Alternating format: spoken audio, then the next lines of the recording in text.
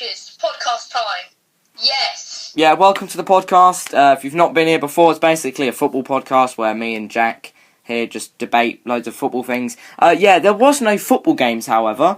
There's 4 Premier League games, but one of them got called off due to bad weather.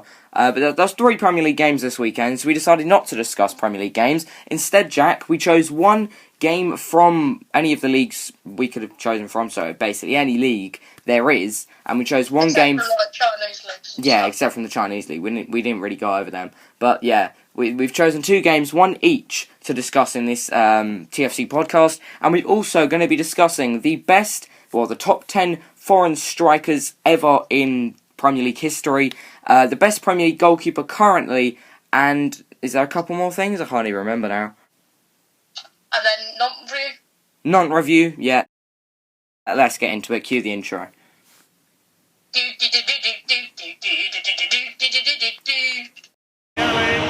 Lucas Moura. Oh, they've done it! What a ball to pick him out. Here comes Payet. Goes for goal. Oh, what a... Getting closer.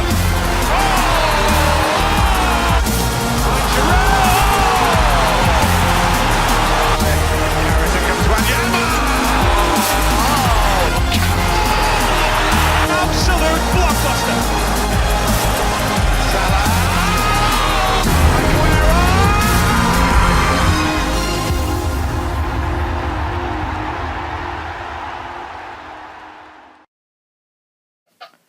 Oh my god, my light just flickered.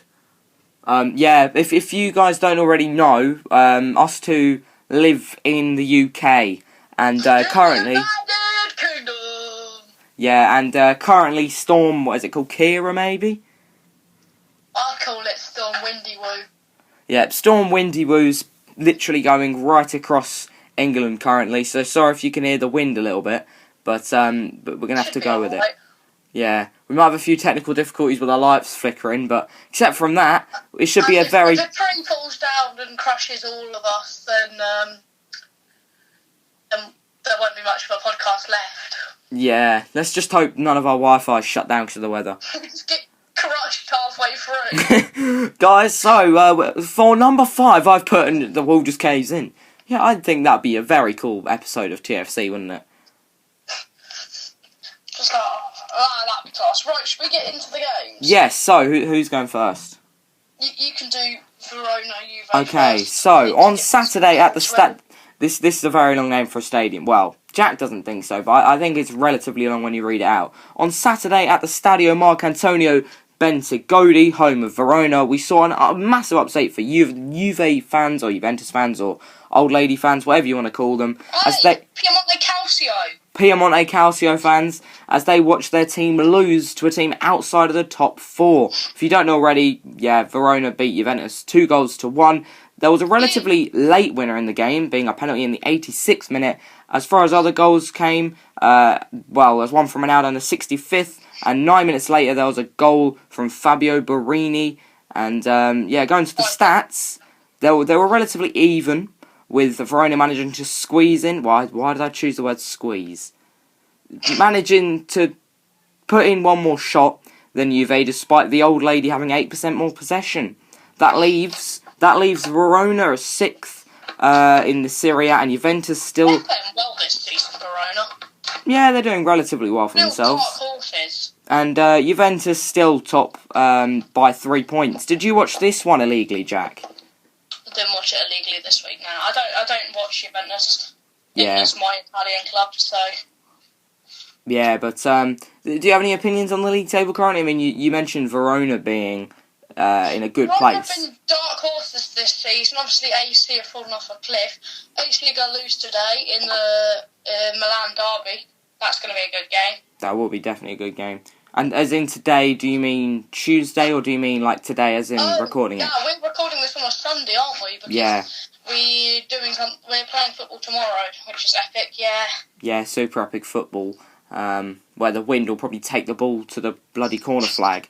He's gone for the overhead kick, and it's ended up on the other side of the world. Yeah, that's where the wind's going to take the ball. Anyway, yeah, we're recording this on a Sunday, so it's it's on the Sunday or it's on the Tuesday? It's on the Sunday, yeah. Yeah, so you'll know the score by now. An hour, I think. I don't know. Yeah. Be a great game, though. You'll know what happens, everyone watching. Yeah. You don't. I'm going to predict Inter to win 3-1. I'm predicting Inter to win. I'll go 2-1. Just because derbies seem to be closer than they really should be sometimes. So, yeah, I'll go 2-1 win to Inter. I'm going 1 goal from Zlatan, 2 from Romelu, and Ashley Young's going to score. Ashley Young, okay. I'm going a goal from Victor Moses. No, I'm not going to a goal from Victor Moses. That would just never happen. Could you imagine if Victor Moses? Yeah, I'm saying Eriksen. Is he doing well at Inter? I'm not really keeping an eye out, to be totally honest. He played 1 game and he was unspectacular, but he didn't do anything wrong. He just didn't really do anything spectacular. Yeah, I mean, I saw the first free kick that he took for Inter Milan, and that didn't even go past the first man. So, I probably got nervous. Yeah, well, it probably was a little bit of nerves, but I mean, it's probably because he's been at Spurs for so long, trying to mess it all up that he'd forgotten how to take free kicks. It is almost like he did that though, because he was terrible doing free kicks, except for that one against. And you can't say that. You saw the one against Norwich. That was ridiculous. Yeah, that one. That's what I was about to mention. That was like the only time where he really did well for Tottenham this season before he left. Was that one free kick against Norwich, and that was it. Like, the rest of his corners and free kicks didn't get past the first man. Anyway, back on topic. Yeah, so we're both predicting Inter Milan to beat AC Milan. You'll now know the result as of watching this. But yeah, any more opinions on the Serie A, Tim? Or, well, just Serie A? I don't think you mentioned that Ronaldo has now scored in 10 consecutive Serie A games, setting a new record. He breaks records in any league he goes to. He is... For people saying he's washed up, you are stupid. He is still a ridiculously good footballer. Especially for his age, yeah. I think he's definitely a well, that's obvious, but he's a world-class player. Would you say... Really? I thought Daniel Batty's better than him, you know? Daniel Batty's way better than him. But there you go, Daniel Batty, you can't get any better than Daniel Batty. The best player is Moses Simon. He's my favourite. Yeah, but we'll get on to him right at the end of the TFC podcast with the non-review. But yeah, would you say Messi or Ronaldo is better? Messi or Ronaldo? Hello? Hello? I thought you died there. I said Messi. Oh, did you say Messi? I didn't hear you. So you're saying Messi. I think Ronaldo's proven himself in more leagues, but Messi's very loyal to Barcelona.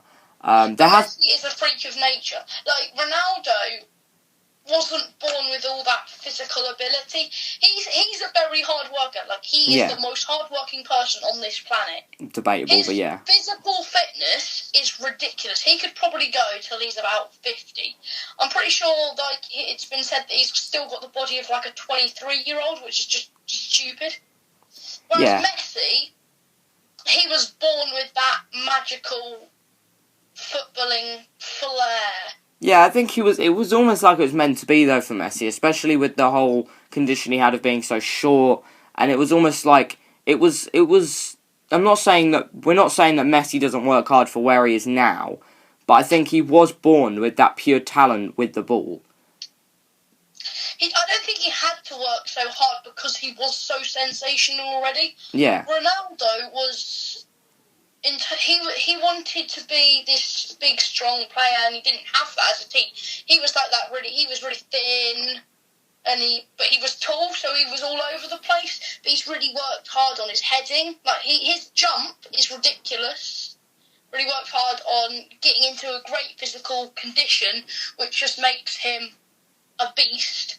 Whereas Messi, he's more focused on being small. You know, ball at the feet, tricky play. Good finishing. Yeah, but it's two totally different types of play, because I get why people compare them, because they're two world-class players, but at the same time they've got different ways of playing. They play on different sides of the pitch. Well, not different sides, but Messi plays right wing, centre forward, and Ronaldo plays left wing or up top. So as much as Ronaldo has played right wing in his career, I think it's still they're totally different players. As you said, Ronaldo is a tall, person, a very tall player. Messi is almost the opposite of that. He's not very tall. It's impossible to pick between the two. I think if I had to, I'd go with Messi, but it's practically impossible. Yeah, I would pick Messi as well, but as you said, I think they're different types of players, but both of them are world class, and there's absolutely no denying that. No one can say that they're not world class. Nah, I don't actually rate Messi that much. I think I'd rather have Daniel Batty. Yeah, I mean, with that world record, 0 goals and 1 assist. Yeah, 100%. Shall we? Is that all we've got to say? I think we've gone on a lot of a tangent. Yeah, we've gone on a tangent, but it's been interesting saying that basically Messi's short and Ronaldo's tall. Let's move on. So, Jack, you chose the game, being Dortmund and who was it? Bayer Leverkusen 4, Dortmund 3. What a bloody game! I think this has to be a competitive game of the season. 7 goals, 3 goals disallowed. It was end-to-end all game. Like, every attack Dortmund had, if it didn't go in, Leverkusen would run up the other end and have an attack. Leverkusen opened the scoring with an accurate ball over the top, which with an excellent first touch, Kevin Volland blasted past Roman Berkey. Just 90 seconds later, though, Sancho's corner is met by the head of Matt Hummels, who headed it across goal. First goal disallowed. Diaby volleyed it in, but it was ruled out. Then Can, on his debut, I think it was, curled it top corner from 30 yards. If you haven't seen that finish, go check it out on Bundesliga on YouTube. Yeah. Then Volland volleys it for the equaliser, but I think Berkey could have done better. Hits his foot, it kind of goes up. I think he could have done better there. A deftly executed finish from Sancho is ruled out as Reina fouled Lars Bender in the build-up. Reina is unlucky. Just a couple minutes later, hits the post. Kai Havertz misses a sitter, hitting the post. Dortmund then counter-attack from that. With the pace and ability they have, they move it forward. Falls to Guerrero and he slides it past Finnish goalkeeper Hradecki, making it 3-2 Dortmund in a brilliant team goal. Volland is played through. He passes it across to Bailey to finish it, but is offside. Just like a couple minutes later, Volland is played in again, but is tackled, but the ball falls to Leon Bailey, who curls it into the bottom corner from the edge of the box, this time not to be ruled out. Only 60 seconds later, the ball's played into the area and Bender heads it home, giving Leverkusen a 4-3 win. Yeah, well, it's full of action. I mean, I think you literally spent about, I'd say, almost 2 minutes there describing all the action there. It sounds like, to be honest, I haven't watched it. Did you watch this one illegally? It wasn't exactly illegally, but I did watch this by means that shall not be discussed. Oh, okay. So, yes, you've watched the game, and I haven't watched it, but I can just, you've always, well, you've not always, but everyone knows that kind of game where it's just like back and forth, full of, there's no stopping in the game, there's no kind of like stoppages or play of just possession for 20-30 minutes. It sounds like a very full-on game for, both teams. Yes. Just to summarise, I think that Dortmund lost this game as a result of their decision to drop defensive for the last 20 minutes, because that let Bayer have more of the ball and more time on the ball to pick out Kevin Volland, who, can I just say, was absolutely fantastic in this game. He probably deserved a hat-trick. He only got 2. I think Lars Bender took the last one.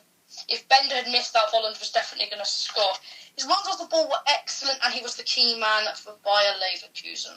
Would you say, who was man of the match that game? Was it Volland? Definitely Kevin Volland. Yeah. Ridiculous.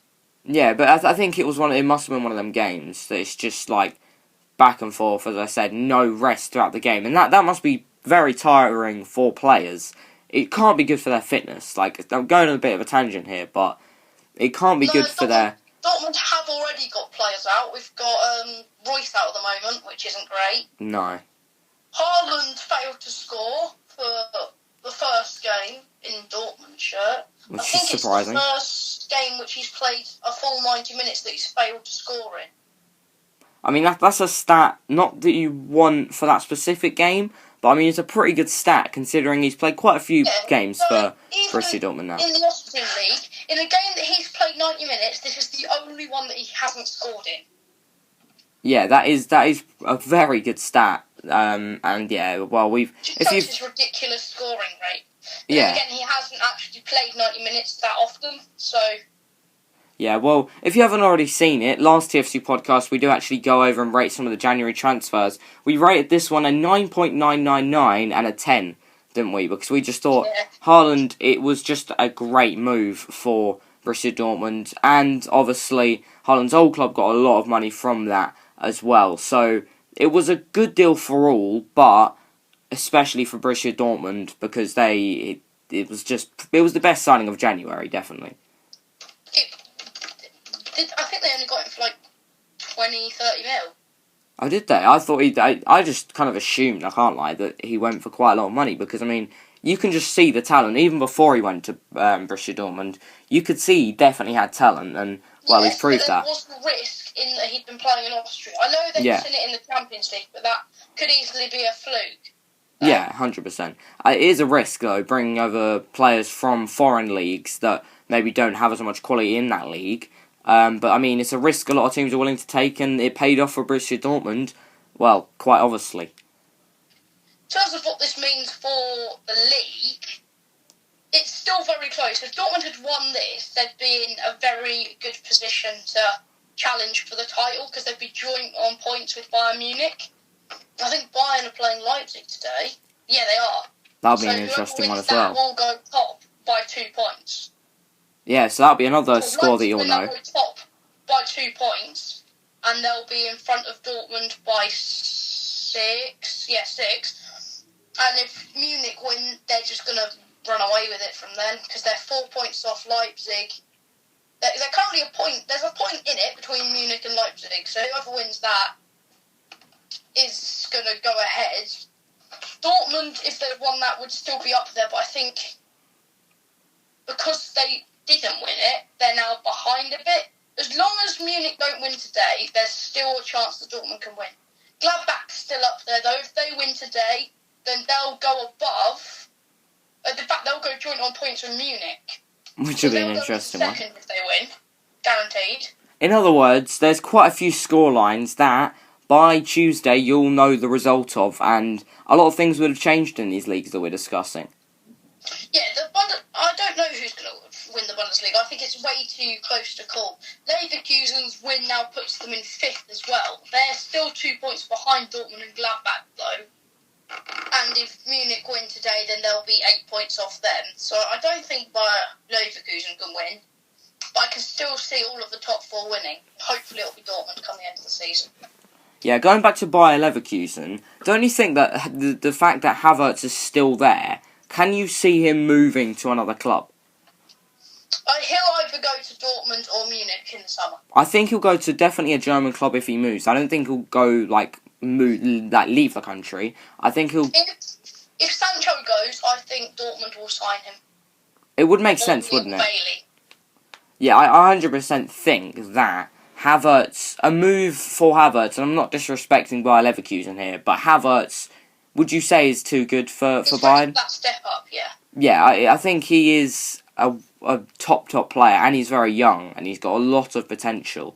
And I think if he was to move to an even better side than Bayern... I think he'll go to Dortmund when Sancho goes to Chelsea. If Sancho goes to Chelsea, though. Because he might not go to Chelsea. Where else is he going to go? Realistically, where else is he going to go? Well, there's definitely... Listen, the transfer rumours, they're rumours for a reason. And a lot of the time, or some of the time, rumours are almost the complete opposite of what could happen. You never know. Sancho could move to, I don't know, Barcelona, which is a stupid idea, but you never know. He could move to a club that you wouldn't expect him to. No, I think there would be a link to someone. He won't go to City because they've got Sterling. He won't go to Liverpool because they've got Salah, and they're clearly not interested, even if all the Liverpool fans claim they are. He won't go to United because why the hell would you go to United? If he goes to United, he's very stupid. Yeah, it's just because Man United's got loads of money, and that's why they get linked with everyone, because Man United have got so much money. They could possibly, if they paid him £1 million a week, I think he might go, but I'd like to think he cares more about his football than the money. There's nowhere for him at Real Madrid, because they've got Reina, Rodrigo and Vinicius, plus Hazard and Bale. Yeah, there's room for him at Real Madrid, but I just don't think he'd get the playing time that he wants. He wants to start every single game for him to develop. He'd start practically every game for Chelsea. Well, yeah, I think he would, because, I mean, who else would you start? And he can even play in the middle, so we could play him in camp. I think he'll go in the summer, probably to Chelsea, and then Havertz or Leon Bailey will go to Dortmund, just like Brand did. Well, yeah, I think I can definitely see Sancho moving and then Havertz moving to Borussia Dortmund, because the start of this conversation was obviously on Havertz, and I think Havertz is, as you said, a step up from Bayer, and I think it's just a how do you put it? It's like it's going to come, basically. At one point in his career, he's going to move club. Surely he's not going to stick with Bayer his whole career, and especially at this early time of his career. I mean, I know he's not a youth player or anything, but still, he's basically, he could do with moving to a world-class club with even a place for him to develop even better, basically. Yeah, I'd love to see him at Dortmund, but I just think he'll go to Bayern Munich. Yeah, he could. I think I agree with the whole German thing. I think he'll go to a German club, whether it's Bayern Munich or Dortmund. It would make sense for me. He's close friends with Julian Brandt, who went to Dortmund in the summer. It would make sense for me, however, to see him go to Bayern Munich over Dortmund. I just think I don't know. I just can kind of see it. He could be Royce's replacement when Royce inevitably retires. I'm not saying he's going to retire yet, but how old is Havertz actually? I'm just going to find that out. Royce is like 31, isn't he? Yeah, and Havertz. Oh, I can't remember. I know he's young though. I think he's around the 20 mark. I think he's 20. Royce is 30. And, yeah, I do think Havertz... Sancho is still only 19. How old is Havertz? 20? 20. Yeah, 20. Yeah. I knew he's if Dortmund were to get Havertz, and somehow they kept hold of Sancho, they then have Haaland, Havertz and Sancho. That would be just ridiculously overpowered. That would be madness. In terms of left wingers, they've also got like Torgan Hazard and Guerrero and players like that. And this Reina lad looks good as well. Yeah, there's a lot of potential. If Dortmund were to go out there now, or well, in the summer transfer window, buy Havertz and keep hold of their current players, or well, they're very good players, I think they definitely have a young and very good side there. Yeah, and the pull for him to go to Dortmund to reconnect with Julian Brandt. In fact, they could even go for a Brandt, however you say it. Dortmund should go for a double deal involving Havertz and Leon Bailey. That could be interesting. Because then, even if they lose Sancho, they have an attacking lineup of Leon Bailey, Havertz, Torgan Hazard, and Erling Braut Haaland. With you supporting, not Bayern Munich, Borussia Dortmund, would you prefer Sancho or Havertz and Leon Bailey? Havertz and Leon Bailey, because Sancho's going to go to Chelsea. But okay, right. If you were only a Borussia Dortmund fan, Sancho's just too good. So you think you prefer Sancho over Havertz and Leon Bailey, yeah? Definitely. Like, Sancho's ridiculous. Sancho he's going to be second best player in the world, maybe third if Haaland keeps going at the rate he's going at. So in other words, you're very confident in Borussia Dortmund's future if Sancho... Well, not if Sancho stays there, but... There's not a chance Sancho will stay. But if they can get Havertz and Bailey, they'll have done extremely well with the money from Sancho. Plus, I can see them getting Havertz and Bailey for a combined 100 mil, maybe a bit more. But Sancho will be 150 mil. So if they can get Havertz and Bailey for like even the same money, I say that's a good deal. And if not, Havertz to Chelsea is still a good thing as well. Yeah, I think that could definitely work as well, but I think Havertz would move to another German club. And Bailey. I think Havertz would move to another German club, not Chelsea, however. Yeah, but I know Havertz has been linked with Chelsea in previous seasons. I know Bailey's been linked with Chelsea in previous seasons. So but there's a lot of clubs being linked with Havertz in the last few years. Like, in the last few years, there has been. The Liverpools and Cities to be, but they just haven't.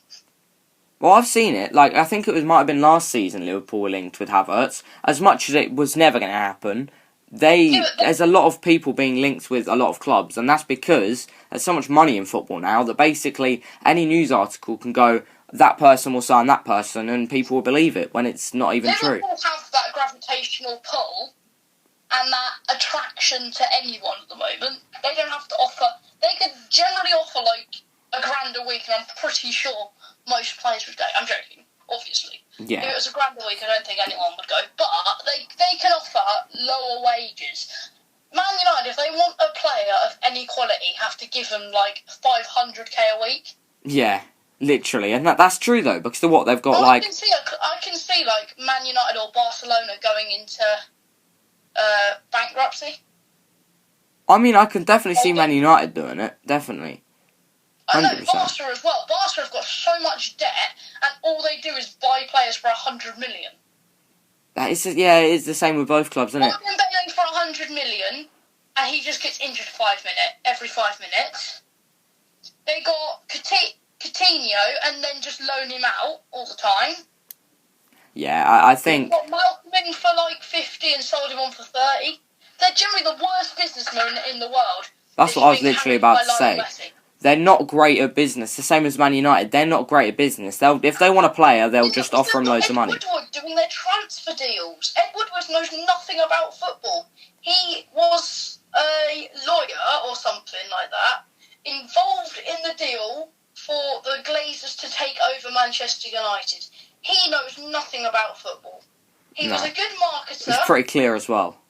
He was great with marketing when he first came in, but then when the geezer left with Sir Alex is a guy that used to get him all his good players, like Cristiano Ronaldo. Yeah. He left, so they gave Ed Woodward that job.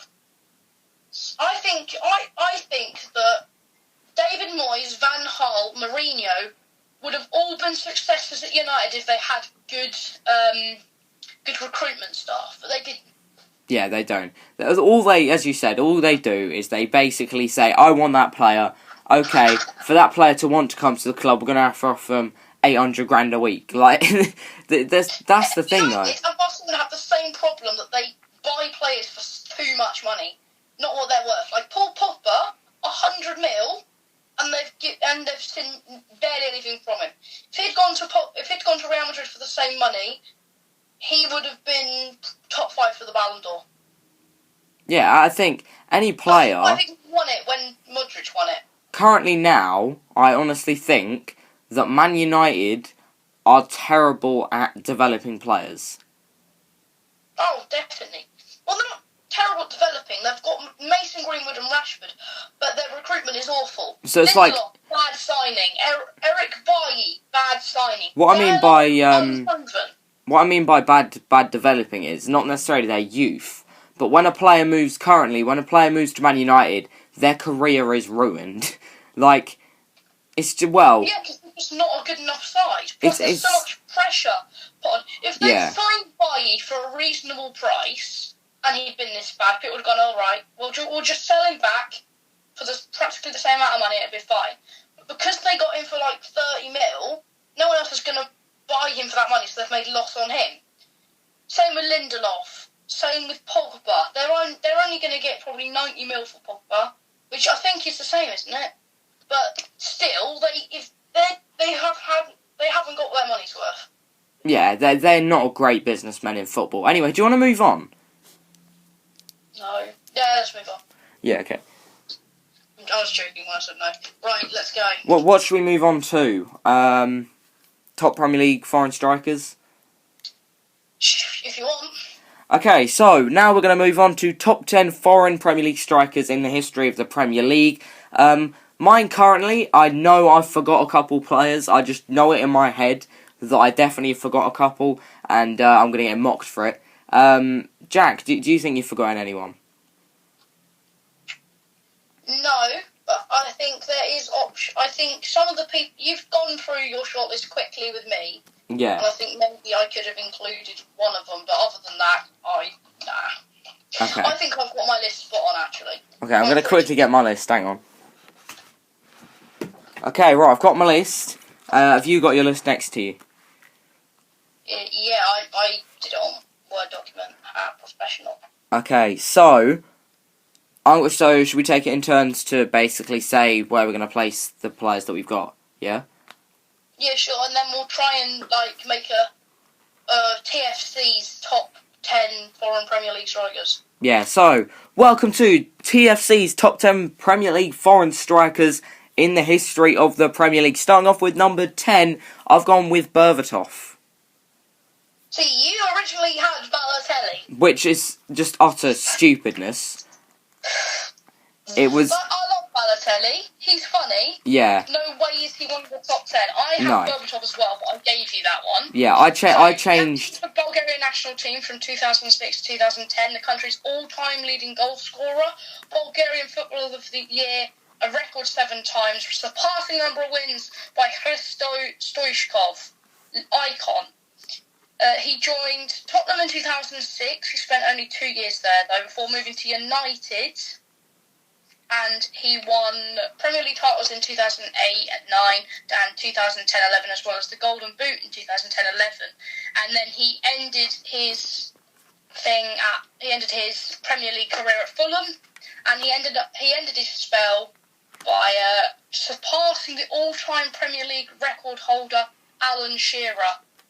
That's one way to end it off, innit? But yeah, I want to quickly... In Premier League record. In terms of his goals per minute, just find it... He isn't as good as some other strikers. Berbatov averaged 254 goals per minute. Joking. Yeah, I was going to say, that's a bit off, innit? I don't know what this is. I think it's goals per game, actually. But yeah, basically... I don't know what it is.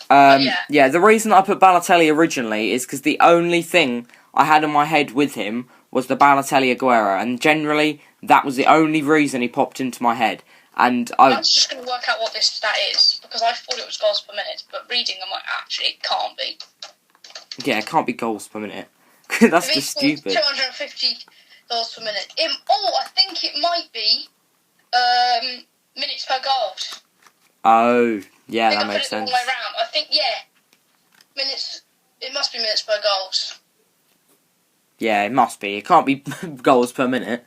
Yeah, that's why 254 is bad. Because he went 254 minutes without scoring between every goal. Yeah, well, that's an average. So some games he might have scored 3, other games he might have scored none. It's basically the average, isn't it? Yeah. Yeah. But yeah, the reason I changed it to Berbatov is because I just thought, oh shit, in my head. Because I knew Balotelli shouldn't be there. I just couldn't think of anyone. Hang on, I've messed this. It isn't 254. I ran out Dennis Bergkamp. Dimitar Berbatov had 186. Oh, okay, so that's better. That's better. Goal, which is actually amazing. So, yeah. Sorry, Berbatov. We apologise. Not that you're watching. He might be, actually. Who knows? Yeah, but yeah, we can confirm Berbatov is much better than Balotelli, like ridiculous amount better. Yeah, but we no hate to Balotelli, we just don't rate him as one of the top 10 Premier League foreign strikers. Moving on to number 9, this is the player, I believe, Jack, that you thought that you could have added to your list. If you gone for Zola? Zola, number 9. For Carlos Tevez. The thing with Zola is I think he played more centre forward. Am I right in saying that? Yeah, he was still a striker though.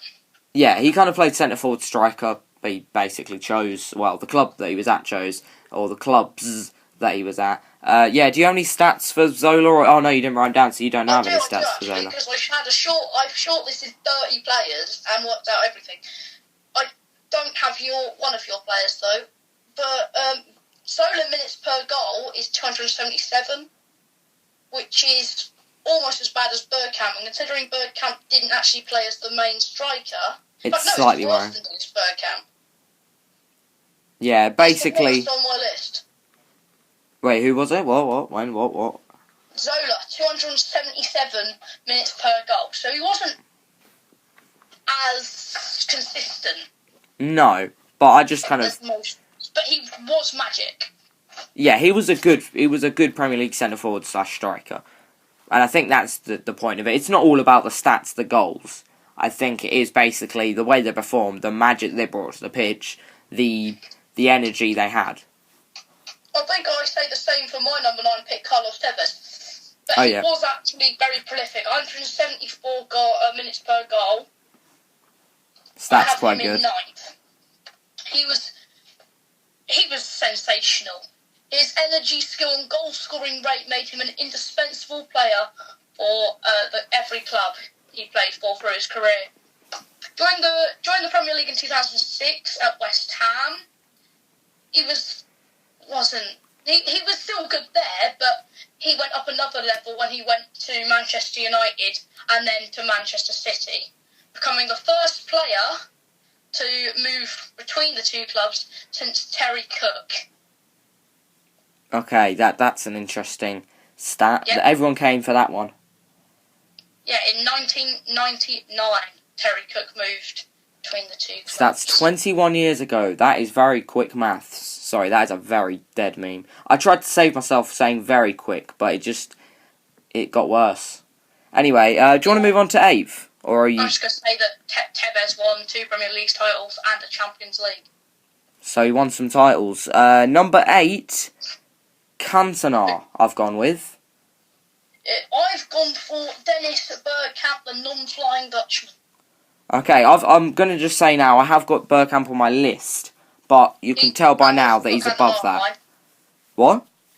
I've also got Cantona on mine. Okay, so basically, we've kind of not swapped around exactly, but we've got the two players, but we've placed them in different spots. So you've put Bergkamp for 8th, I've put Cantona for 8th. I didn't research much of the stats, I kind of just went off what I knew about football and then kind of looked at a little bit of the stats, but like, nothing major, so I don't have like a list of all the stats. So do you want to read off some of the stats for your number 8 Bergkamp? I was just going to do Cantona first. 195 minutes per goal. Which he isn't played terrible. 156 games, 70 goals, 50 assists. So that's actually better stats, goals-wise, than Zola. Yeah, definitely. Way over. Much better, yeah. My pick, Dennis Bergkamp, didn't have the same kind of prolific goal-scoring record. Only a high 254 minutes per goal. But he was a pretty magic player when he came on. Yeah, he was amazing. 315 games, 87 goals, 67 assists. Non-flying Dutchman. I think I'm right in saying that he was an invincible. Part of the invincible It would squad. certainly make sense considering the quality that he had. I'm pretty sure he is. I think he was, yeah. Which I didn't note down. That's stupid. Well done, Jack. Then again, I've not actually written down any stats, so... He was originally a wide midfielder, which probably explains why his record is so low, high, I don't know.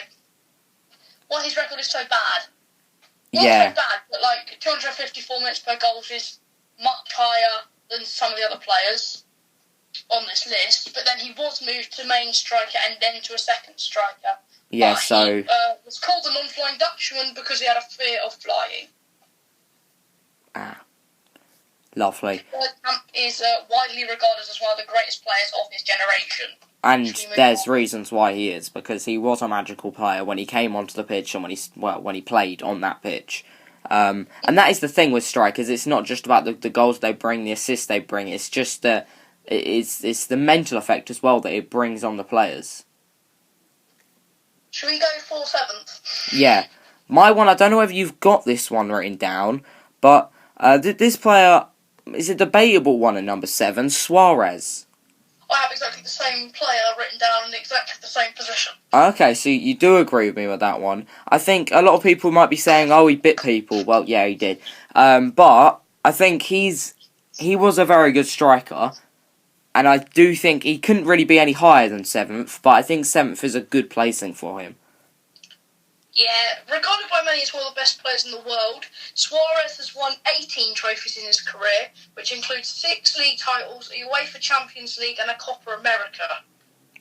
So he's won quite a few cups in his time, and being obviously moving from Liverpool to Barcelona, it was. Would you say that was a good move for him? That's a bit of a stupid question, actually. Yeah, obviously.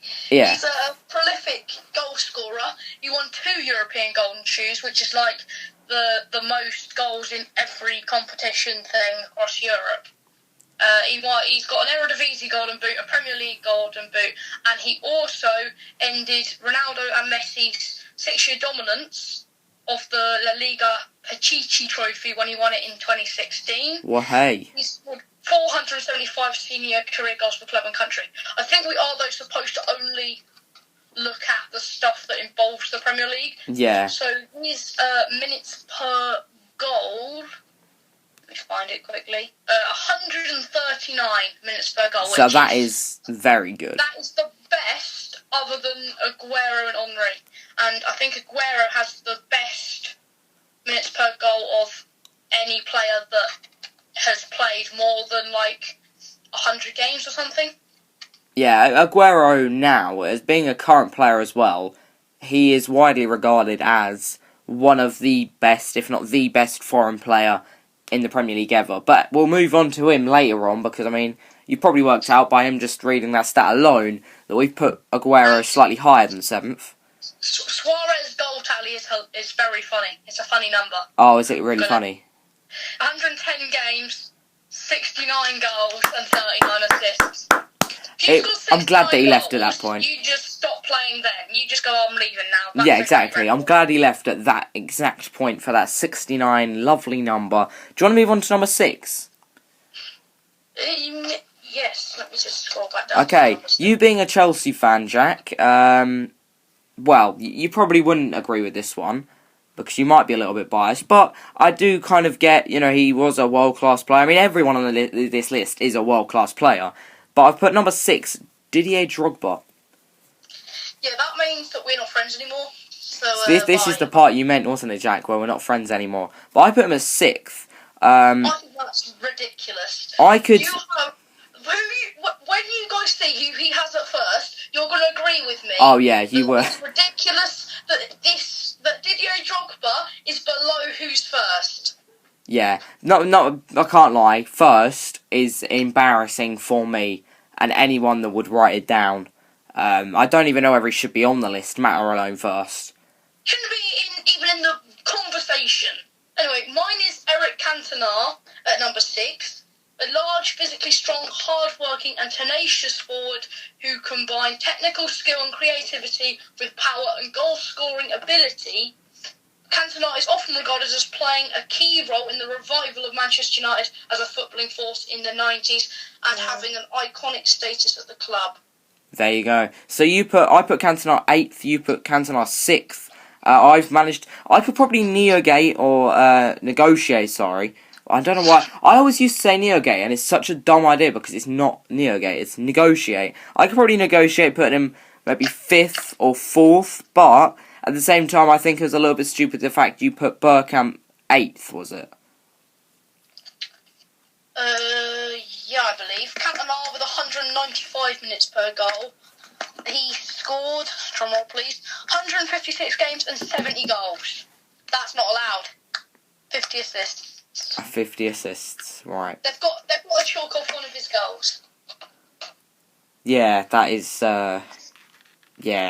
Should we move on from that depressing note, or? 8th, by the way. What? I did put Bergkamp 8th, by the way. Yeah. I think you could have, you probably did the same as me with Drogba. You probably could have been a little bit better. Well, Drogba, his records, don't get me wrong, isn't the best. 169, it's still good, and it's funny.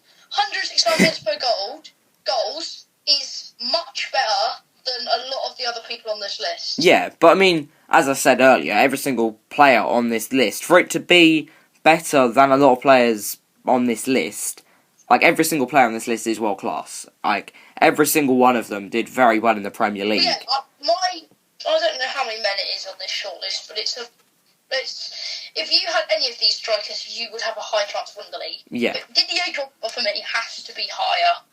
169 minutes per goals, but not only that, but he was a big game player. If I knew the Scored a 69, penalty final for Chelsea. if I knew the 69 part, I maybe would have put him a little bit better. But because I didn't realise there was a 69 in the number, then I had to place him a little bit lower than maybe a lot of people would put him top 5. But I put him 6th. Do you want to move on to top 5? 5th. Yes. 5th, I've put Robin van Persie. And again, we've gone for the same person. Yay. Robin van Persie, regardless, one of the best strikers of his generation, is the record goal scorer of all time for Netherlands. Yes, yeah. Arsenal, Van Persie won the Community Shield in 2004, 2004-5 FA Cup. He scored a club record of 35 goals in 2011 and was captain for that season. This was before he joined United in 2012, and in his third season he won the Premier League and was the top scorer, winning his second consecutive Golden Boot. Yeah, his initial impact was very good, wasn't it? Well, quite obviously from the stats. He's definitely worthy of 5th place. Definitely. Robin van Persie is clocked 140 minutes per goals, which is only one behind Suarez. Yeah. And it's better than, like, Drogba and stuff. Yeah. But I think a lot of people will agree with us on this one. Robin van Persie 5th. Yes. So, 4th, I've put the player that you put at 8th. I've put Bergkamp. I've got a player that you don't have on your list, which I find ridiculous. Yeah, I found this. When you said his name, I thought, why have I got the player at first place in there, but not Van Nistelrooy? Don't ask. Just cry yourself to sleep. Van Nistelrooy is possibly one of the best strikers of all time. Yeah. Across all the leagues. Yeah, 100%. And I agree with that, and I just totally forgot about him for some reason. But yeah, I put Dennis Bergkamp at 4th. You've put a player that really should have been in my list. I probably would have swapped him out for player at first place. I probably would have done. He's the 6th highest goal scorer in the Champions League history with 56 goals. 3-time Champions League top scorer, and as well as the top scorer in 3 different European domestic leagues. At United, he won the Premier League, FA Cup, Football League Cup, Community Shield, and he won the Sir Matt Busby Player of the Year twice, 150 goals in 219 games for United. So well, let's face it, he did very, very good in the Premier League, and I'm starting to feel more and more stupid that I've put the player at first place in, but not Van Nistelrooy. Yeah. Yeah. You should feel stupid. That terrible. Was very terrible. Van Nistelrooy has a 128 minute per goal record. Yeah, can I make a substitution now, Jake? I'll have to say first, and then I'll make the substitution after I've made myself look like an absolute idiot, okay? Number 3, I've put Sergio Aguero. Aguero's got behind me. I put Drogba in 3rd. Okay, now I think I do get where you're coming from with the Aguero, but for some reason I'm gonna place him 3rd, not 2nd or 1st. I think he'd be in the same place that I put him if you hadn't put in the most ridiculous choice ever. Anyway, Drogba, all-time top scorer and former captain. You have already read this out, though, haven't you? You do realise that. Say? You've already read this one out because I've done it. No, I haven't read out my whole script thing because I didn't do it in the end, and I didn't do the stats because okay. Skip past it when you did. All-time top scorer and former captain of Ivory Coast. He went to Chelsea for only 24 million in 2004, making him the most expensive Ivorian player in history. His debut season, he helped the club win their first league title, 50 years, and a year later he won another Premier League title. He was named in the FIFA World 11 for 2007. In March 2012, he became the first African player to score 100 Premier League goals, and just 2 months later he scored in Chelsea's 2012 FA Cup final win over Liverpool, and he also played in the 2012 Champions League final when he scored an 88th minute equaliser and the winning penalty in the deciding shootout against Bayern Munich. Okay, shall we move on to second place? He's often referred to as the ultimate big game player, and I take that as a yes or a no. A minute per goal record is 169. I think I've already said that one. Yeah, you've probably said quite a few of them stats. To be honest, I kind of lost attention halfway through them stats. Number 2, Thierry Henry I've put, which he could have easily been first for me, but He has to be first. Aguero I've put second. Widely considered as one of the best players of his generation and one of the best forwards in Premier League history. Yeah, if I had the choice, I would probably keep Henry second. No, I put Henry first, and then second I'll put in Van Nistelrooy, and then get rid of the player at first. But I've not done that, and number 2, I put... Here's some stats for you about Aguero. Obviously famous for the Aguero moment, Yeah. when Martin Tyler got... Balotelli, Aguero... That's actually in the intro for TFC, so I mean, you guys have just seen that. Well, saw that ages ago. 2015-16 season, of players who had played at least 2 seasons in the Prem, Aguero had the highest goals per minute ratio, and I think he still has that, averaging a goal every 106 minutes. I think it's now 102, ahead of Thierry Henry. He also holds the joint record for the most goals scored in a single Premier League match, 5, and the fastest to do so in 23 minutes and 34 seconds. He's City's all-time highest scorer. I'm just going to check, because I did this 3 weeks ago, so goals have gone up for Aguero. Yeah. He's at 180 goals. Okay, so they've gone up a little bit. I don't know if he's scored since then. He was at 178 against Napoli, alright, that's not too far. He's currently the 4th highest scorer in Premier League history and the highest non-English scorer in the history of the competition, with 180 goals in the division. Alright, this is right then. And he also holds the record for the most hat-tricks in the Premier League with 12. Yeah, which to be fair, and I'm going to say it, but I'm going to basically say why I said it in a second. Okay, basically, it doesn't sound like loads, but it is a lot. 12 hat-tricks is a lot. Yeah. Yeah, I just wanted to say that, because some people would look at that and go, 12, is that it? But that is a lot. Put it this way, Cristiano Ronaldo only ever scored 1 Premier League hat-trick. Yeah, and yeah. And where would you put Cristiano Ronaldo on this list? I want to make a substitution so badly, but I've put... Listen, I thought, Cristiano Ronaldo, world-class player he is, isn't he? He plays... You didn't think for a second. Quite clearly, you did no thinking when you made this list. How have you put Cristiano Ronaldo as the best foreign Premier League striker of all time? Honestly, I didn't... Well, quite clearly, I didn't base it off on when he was in the Premier League, which I don't know why I didn't. But I kind of looked at his form at Real Madrid and went, hang on a minute, it's depending which way we're doing this though. Was it his time in the Premier League or was it the best striker? It's the best foreign Premier League strikers of all time. So, for a start, he's not a striker. And he also, it should be based on what he did in the Premier League. Because So I'm also going to count what he did at that Premier League club. So Champions Leagues and stuff, they have to be counted in there. And FA Cups and stuff. I'm not only counting the Premier League. What I'm saying here is that when I writ this list, I thought it was the best players that went there, and he was I would say he was definitely one of the best players that went there, but that was based on his time at Real Madrid, if that makes any sense. Yeah, alright. If you're going to do a La Liga one... Yeah, he's up there, definitely. He's definitely, I'd say, top 3, would you say? Well, I don't know, because he wasn't actually a striker. No, but Well, if he wanted to, maybe because he's a striker. yeah. But it was more of a left wing, left forward at Man United, which I probably should have remembered. Winger, I think for United, left winger for Real Madrid and a striker for Juventus. In other words, a winger for Real Madrid and Man United, and I've managed to put him on a striker list. Well done, me.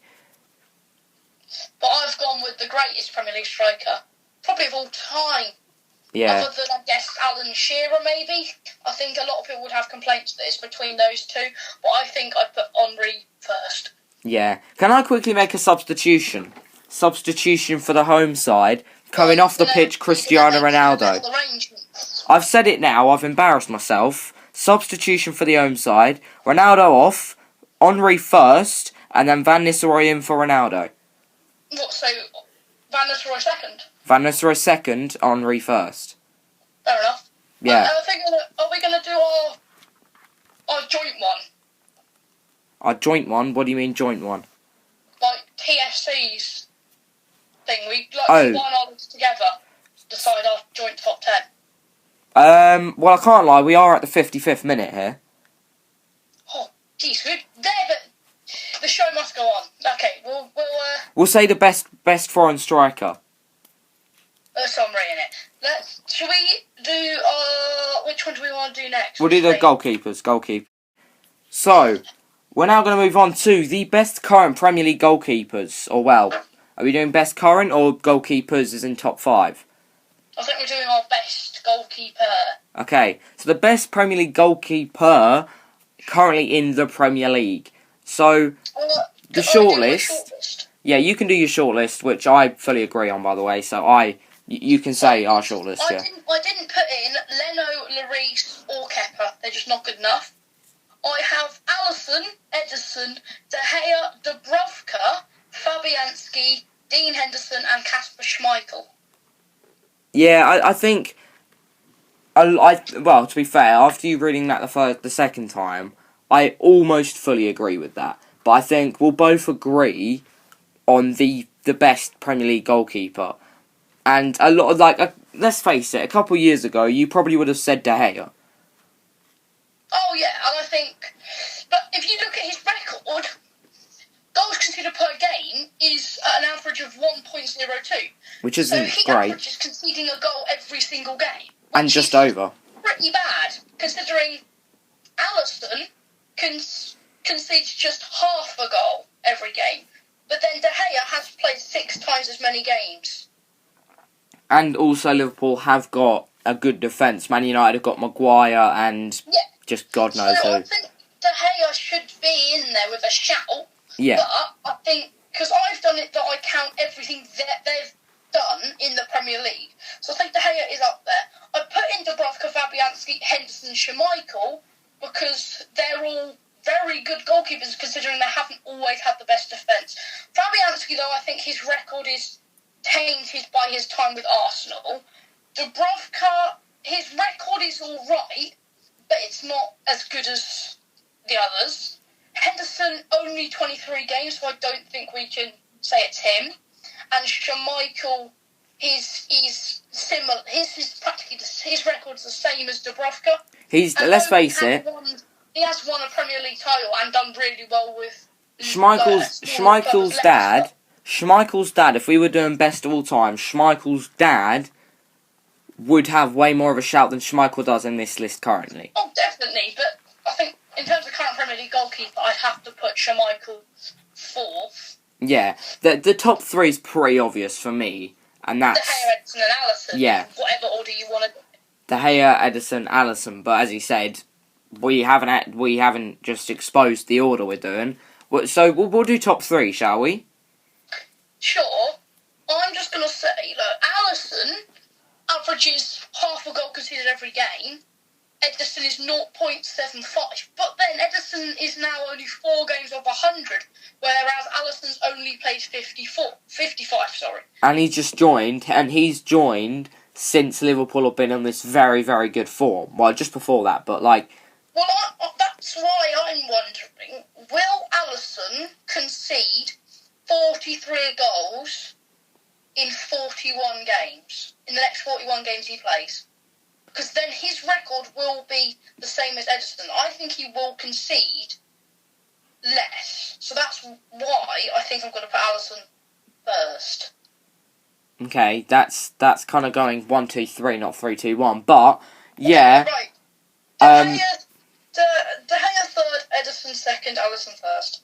Well, going back to the thing about you saying whether Ederson will Alisson have the same kind of record as Ederson. I think if you base it on Alisson's stats, he'll only concede roughly 20 goals in the next 40 games. If you base it off the 0.5 goals per game. He's conceded 28 from 55 so far. So you'd think by 110, he'd have only conceded 56, which is ridiculous.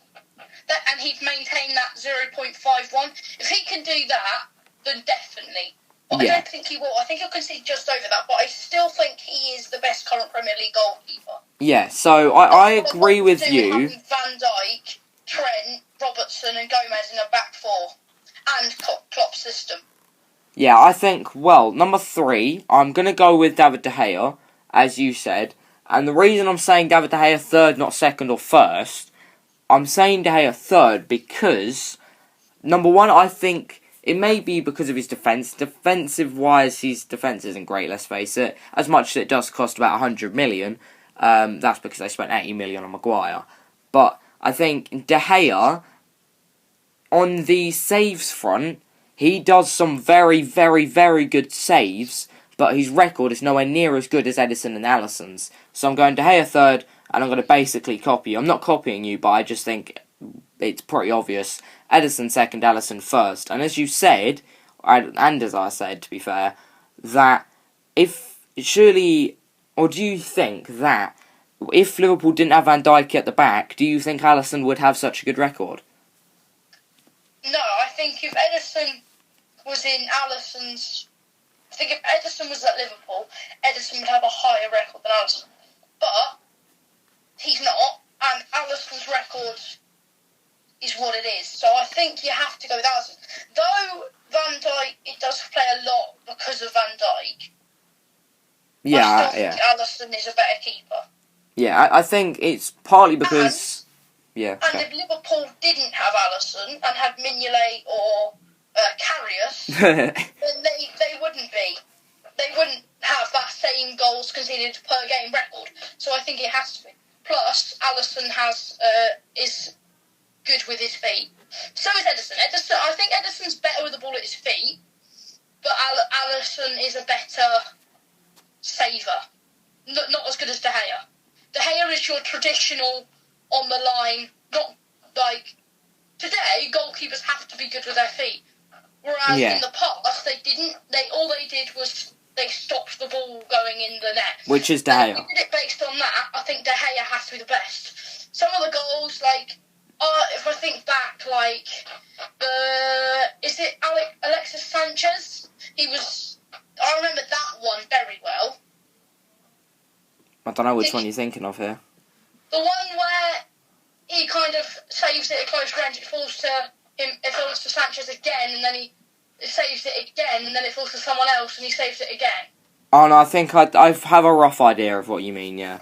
Yeah, I remember that one, I don't know why, but yeah, he has lots like that where he makes double or triple saves, and I think he is probably one of the best goalkeepers of the decade. I think a lot of people would say he is. Yeah, I think De Gea, as you said, he's not necessarily amazing with his feet. I would say back 20, 30 years ago, he would have been the best goalkeeper. And that's because they didn't need to be good with their feet, as you said. But now, you do need to be good with your feet as a goalkeeper, clearing the ball out. And even when it comes to Alisson getting assists. Playing out from the back. Yeah, and playing out from the back, goalkeepers need to be good with their feet. And Alisson and Ederson are better with their feet than De Gea. So that's why I've chosen De Gea third, Ederson second, even though Ederson, I'd say, out of the three, is probably best with his feet. Yeah. I'm just going to put, just a mention for Dean Henderson. I think if we were to do this in 10 years, I'd say we did a team of the decade in 10 years, Henderson will probably be our goalkeeper. He is a very good goalkeeper, and think Man United will be stupid to let him go in the summer. If Manchester United were to sell him to Sheffield United, then they've got no hope. They should try and keep a hold on Dean Henderson. He's an amazing. Have you messed that up?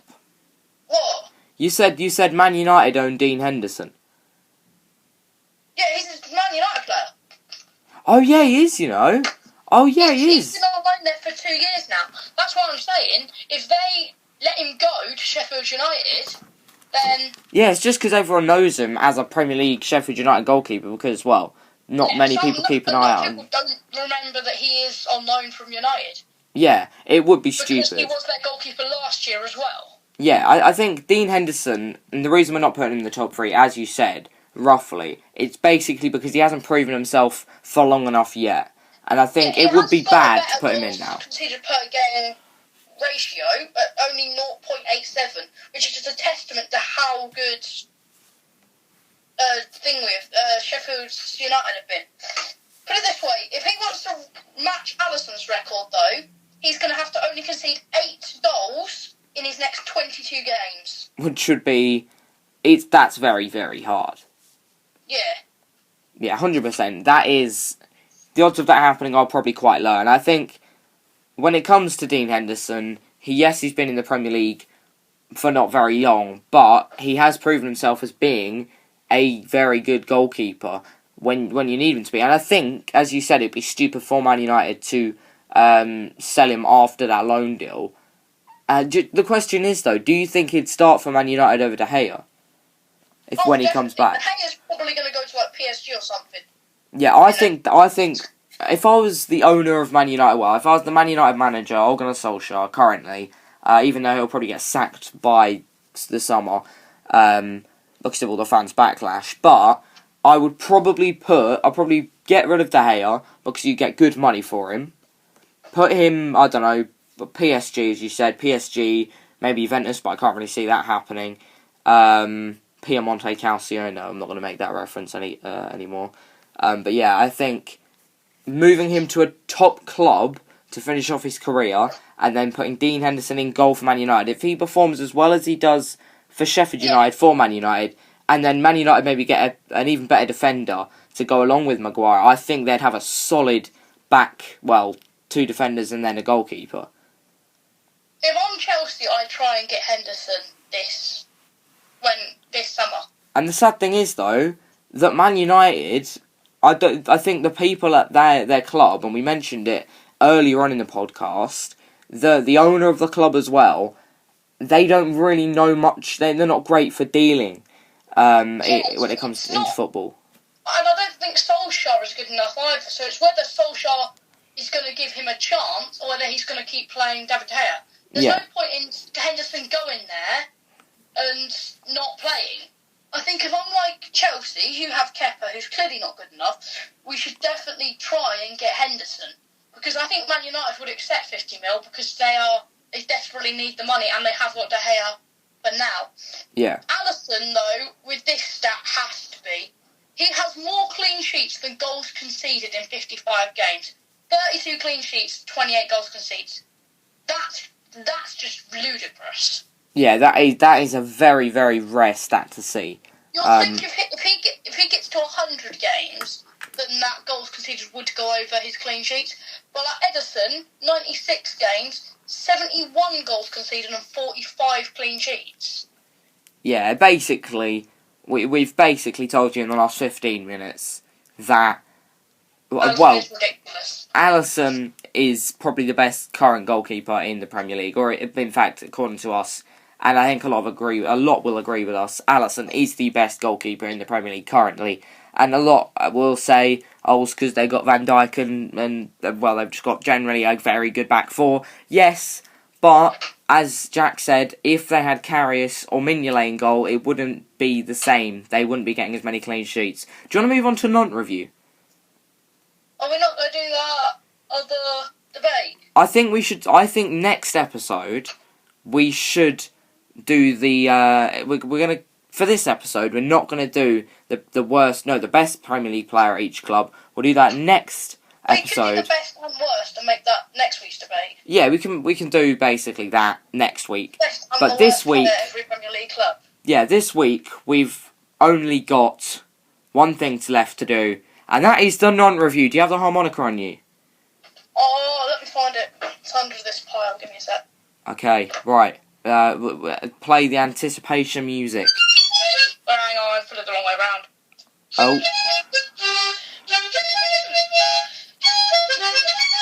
Welcome to the non-review, everybody!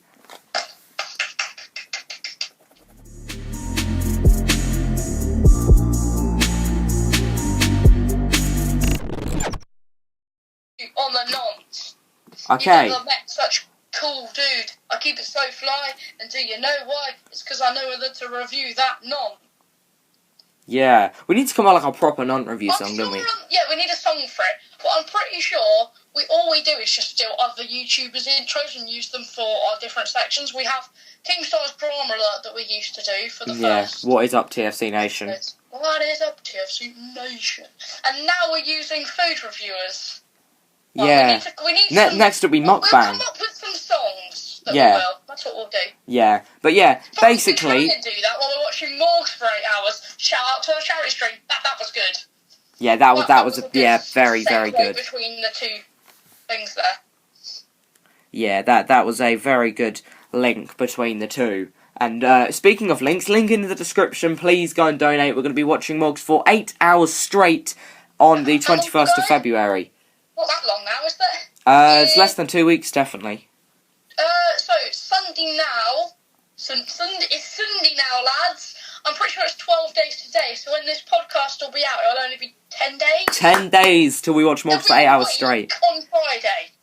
That's close. Yeah, that is very close. Yeah. I'm excited. I generally can't wait. Though it's supposed to be torture, I am so excited. I love Morgs. Joking, by the way. It's going to be hell, but it's going to be fun, and it's going to be good to talk to the viewers. You can be in the chat. You can be like, hi. Don't bully us, though. Be nice. Yeah, be nice. So basically, Non actually played 2 games in the last week, one of them being against Paris Saint-Germain. It was a very narrow game, that one. And they also played against, who was it? Dijon? Dijon, yeah. Dijon.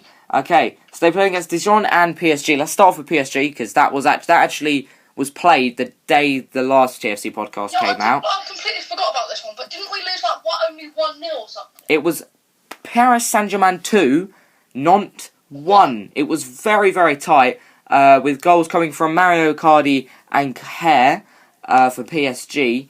And Keira. How is that pronounced? Oh, yeah. Yeah, I do get it. I thought you said that. What did you say? Oh, no, that could be pronounced Keira, actually. It's the defender, I think it's the defender. Kehrer. Yeah. Tylo Keira. Yeah, I was going to say, it could be pronounced like that way. And also Simon put in a little bit of hope into the... hero. Moses Simon. I'm going to get a cardboard cutout of him and have it in my room. Okay. Good luck. But yeah... When we eventually film the podcast, have a proper studio and stuff, we're going to have Moses Simon there. We're going to have a cardboard cutout of him behind. Yeah. I'm also going to get a non-shirt with Moses Simon on the back. Okay, that's a lot of commitment to Moses Simon. But yeah, he actually gave Nantes a little bit of hope near the end, well, the 70th minute, 68th minute. But basically Nantes narrowly lost to Paris Saint-Germain, which is good, considering Nantes are now 12th in the league Conferama. When we started this non-review, they were 6th. Are we putting bad luck on them? Are we putting bad luck on Nantes? I think we might have. We might have. But, PSG only had one more shot on target than Nantes, but did have 66% possession. Should we move on, or is there anything else to say about that game? I just want to say, remember the goal. Once we get to 1,000 subs, we're going to go watch Nantes. We're only 858 subs away, so tell all your friends, find 858 friends. Yeah. And tell them to go and sub to GM19. The channel is epic. Yeah, GM19. If we hit 1k subs, we'll go and watch Nantes play. Yeah. But yeah, if you're wondering for the lineup, well, I'll just tell you the front two that played against Paris Saint-Germain. That was Blas and Simon. Simon being Jack's absolute hero. But as much as Neymar didn't start for PSG, they did play their very their full squad except from Neymar, with Mbappe, Icardi, Sarabia, Di Maria, Verratti, Idrissa Gana Gueye, Kurzawa, actually no, I'm not going to make that joke, Kimpembe, Kera, or Meunier and Keylor Navas. But yeah, let's move on to the second game that took place in the gap between last TFC podcast and this TFC podcast, and that was Dijon faced... Game. Yeah, very, very dramatic game. Dijon hosted Nantes just yesterday as of recording this, on Saturday. Yeah, it was actually very, very close. I was there on the Team 19 chat. I don't know whether you saw me, Jack, but I was going mental. Did you see me or not? Yeah, I don't know. I think so. I'll give you like a timeline of how it all happened, okay? So, Nantes went down 1-0 in the 15th minute. Just 5 minutes later, Jack's hero Simon equalised, and then Dijon went back ahead in the 24th minute, and then an Alphonse goal made it 2-2 in the 34th minute, and no goals actually happened until the 90th minute. A 90th minute winner, everyone thought it would be a winner for Dijon from Mavidi. And, it wasn't a winner. Just 2 minutes later, literally right before the stoppage, Girotto equalises for Nantes, and it's the first Nantes review where we've not had a loss. Is that to celebrate, or is that just a bit sad? I mean, we want to win, don't we? Yeah, Nantes, please win next, so we can actually have a very happy Nantes review, but... Still, you can imagine me and Jack going absolutely mental. Not watching this illegally, however, but still going mental. I think I was on Sky looking at the thingy, kept refreshing it, and saw that they scored, and then looked up, just got a little bit annoyed, looked down, and then it was 3-3. For you, to help you keep track of the games. If you go onto Google, okay, just before the game, or during a game, for your team, yep. You can pin the live score, and then set it to pin every week. Oh, okay.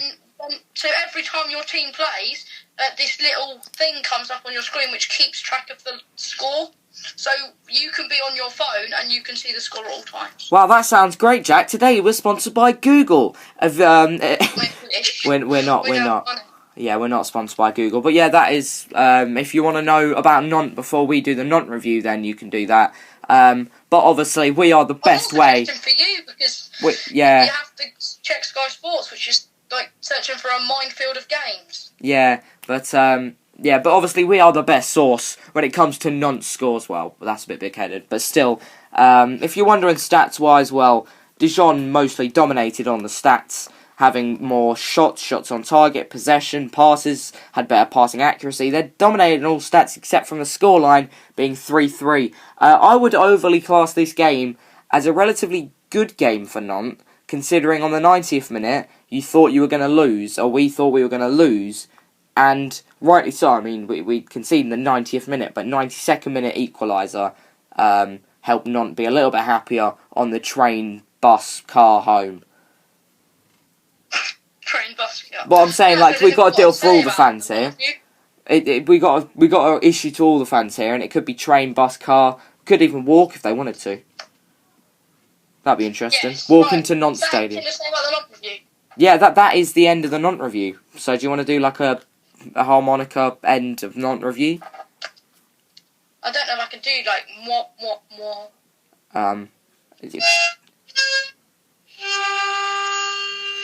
And that's the end of the Nantes review. A little bit of a sad one, but to be fair, we did alright against Paris Saint-Germain. Better than usual. Yeah, I mean, it's better than usual, yeah. We did alright, keeping just a 1-goal gap between us and Paris Saint-Germain, and then drew with Dijon. So it's slowly looking better for FC Nantes. Let's hope next week we actually get a win. Come on, you Nantes, up the Nantes. Up the Nantes. And now it's the time where I plug everything in the outro. So thank you guys for watching. Leave a like on the video if you did enjoy. Subscribe if you haven't already. Go and follow at TFC Podcast and GM19 Official on Instagram. Me. And at Jezza11 on Instagram. And No, not only that, I have something to say. Okay, you. Okay, yeah. Just want to say that we might do like a TFC live in the coming weeks or months. With like what True Geordie kickoff thing, we might do that soon. So look out for that. And also, I might start a predictor league on the TFC podcast Instagram. Basically, it means you comment your predictions to games. I'll put the games up on a post. You comment your predictions, and then it'll probably be like 1 point if you get the correct result and 2 points if you get the exact correct scoreline. And then like there'll be a league table. Maybe in like we might do like winners and prizes maybe in the future. I don't know. I'm just gonna say that. You want to sign? You want to sign it? Sign GM19 hat. Instagram, and look out for TFC Live. But yeah, don't expect TFC Live in the next couple of weeks. But we've been discussing it, and we think it'd be a great idea, maybe as a one-off or not even a one-off. I'm not saying expect it, but you know it might come along. So like, look out for it. Yeah, look out for it, and yeah, thank you guys for watching. No one plays Fortnite, so I'm not even gonna plug my creator code anymore. So it's a sad day for all the Fortnite, epic Fortnite gamers. And yeah, thank you guys for watching, and I'll see you in the next video. Let's not carry on saying bye like last time, because it was literally just bye. Yeah. Up the non. Up the non. TFC Army. TFC Army. Yeah. Goodbye. Bye. Bye. Yeah, I'm joking. You better be joking. It isn't. It is just a bye. Nothing. Just bye. Okay. Bye. Bye, kids. It's just bye. No, I ain't doing this again. Yeah, we ain't gonna do this again. Bye. Pulling up, being on